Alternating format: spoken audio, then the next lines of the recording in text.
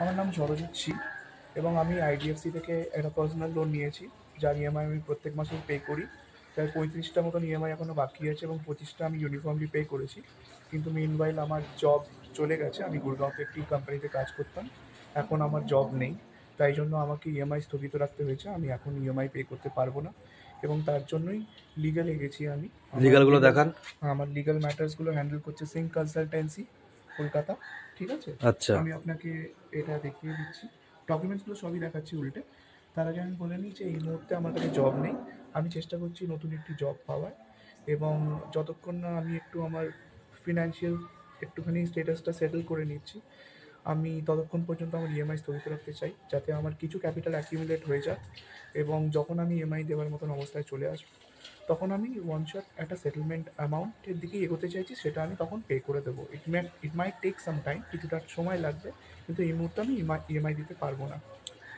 আর এইগুলো হচ্ছে ডকুমেন্ট, আপনি দেখে আচ্ছা, নিতে আপনি পারেন। এই মুহূর্তে ইএমআইতে পারবেন না, আপনিও লিগালে গেছেন এবং হ্যাঁ, ব্যাংকও চাইলে আপনার এগেইনস্টে ব্যাংক লিগাল স্টেপ নিতে পারে। একদম একদম। আপনি তাতে এগ্রি না, করছেন তো? একদম এগ্রি করছি। আচ্ছা, ঠিক আছে। দেখান। আচ্ছা। একটু হোল্ড করে করে দেখাবেন, তারপর দেখান।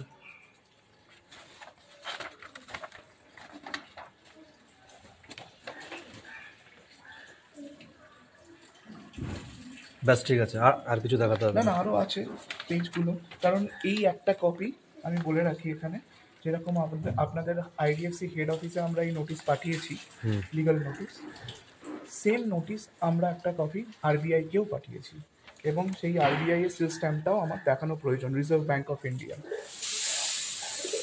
এবং তারাও এই ব্যাপারে ওয়াকিবহাল।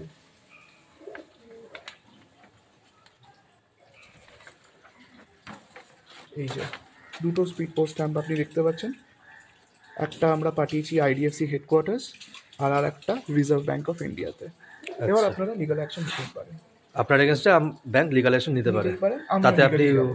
এগ্রি আছেন? হ্যাঁ, আমিও লিগালি যাবো, কারণ Okay. আমিও অলরেডি লিগাল গেছি এবং আচ্ছা আমার লয়ার যা কথা বলার বলবে এরপর। আচ্ছা, বুঝতে পেরেছি। Thank you. হ্যাঁ।